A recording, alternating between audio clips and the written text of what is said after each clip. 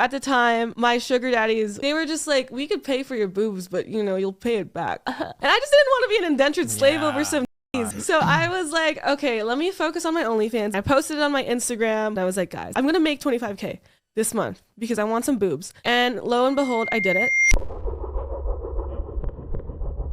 Let's talk about some of your assets, because I know you've invested into your body a little bit. My boobs. Can you talk maybe a little bit about where did you start? Body modifications? Yeah. How did you start doing that? I always wanted boobs. It was the biggest insecurity of my life. I always looked at women and I always was like, girls with big boobs. Maybe I'm bisexual, but I would just look at them and I'd be like, they look so feminine.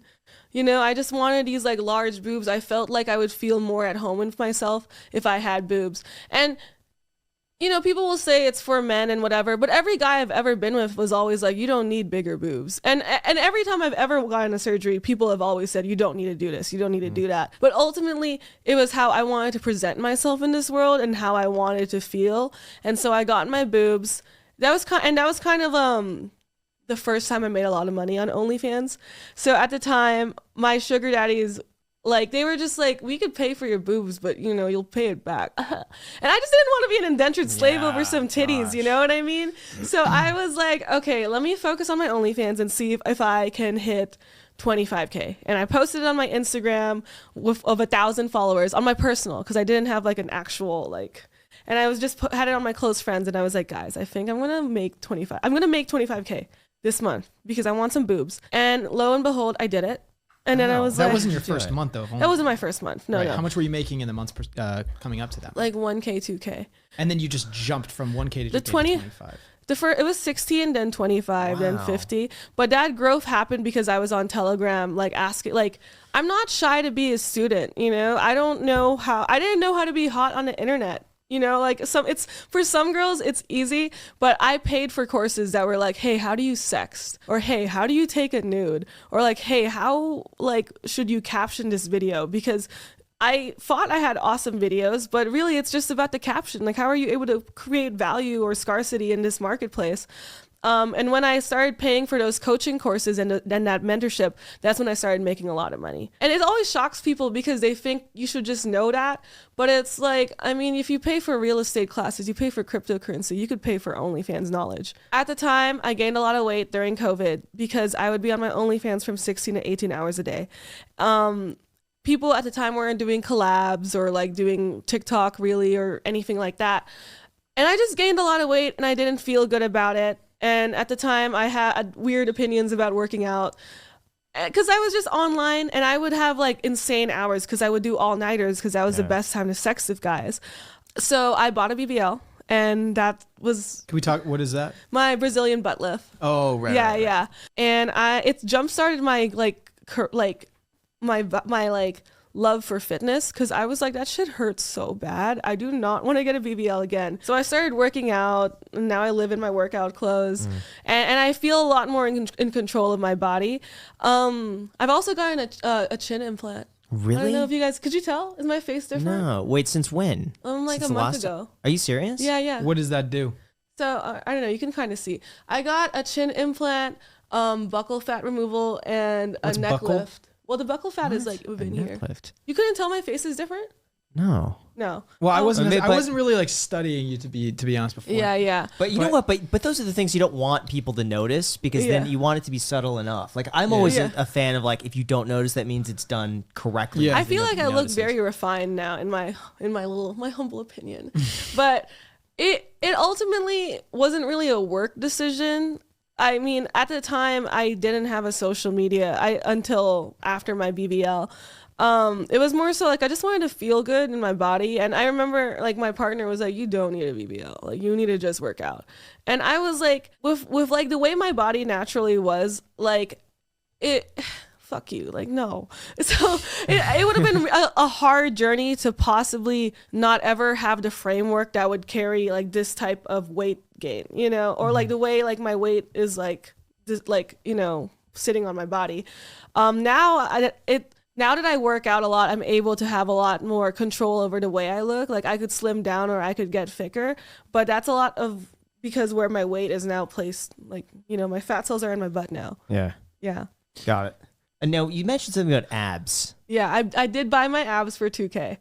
If I do not work out, I will look really weird. What? Okay, so how do abs? Yeah, what does work? that mean? What do you mean? I bought I bought abs. I bought ab etching along with my BBL.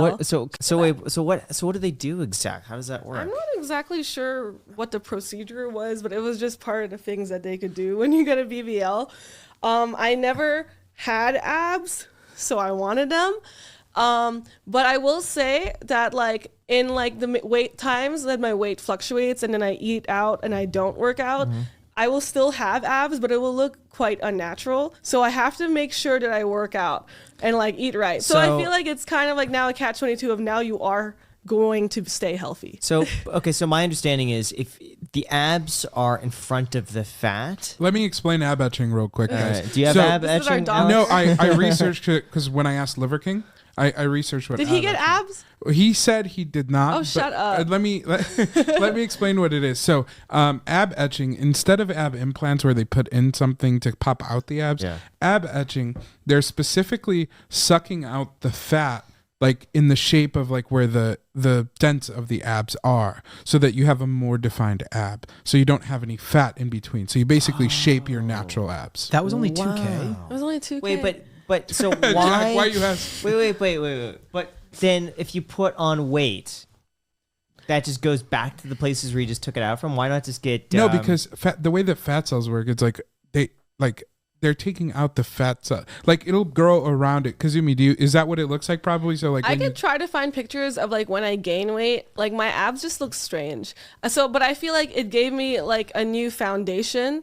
Like what surgery does is it gives you a new foundation. And with your new foundation, the rest of your journey is how well you actually maintain that. Because a lot of girls, who will not tell you have BBLs. Their BBLs just suck, or they just lost the fat in some way.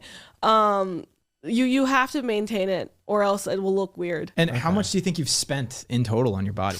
I probably spent around 100K or so. 100K. Yeah, wow. I mean, well, no, probably how much not. did each cost? About? Okay, no, I just can't fucking do math. Boobs, 8K. Okay. Lipo 360 and BBL, 14K. Abs, 2K. Arm lipo, 2K. Face was expensive, like 25K. So probably a little less than 100. I'm not counting like post-op recovery and stuff. Obviously, when I got my BBL, I wore my faja and I didn't sit for a long time and stuff like that. And I went and I stayed in a recovery home. Wait, how does that work? You're not supposed to sit? Well, no. Last time she was here, she had this little bench thing that. Remember, I didn't sit the whole podcast. Her butt was hanging. Yeah. It was like she was sitting on her thighs, right? Yeah. Oh my gosh. Yeah. And that's why I was like this the whole time. Wow. I was like way tall. Like I was sitting on my giant cushion. Oh my gosh. Okay. Yeah. Jeez.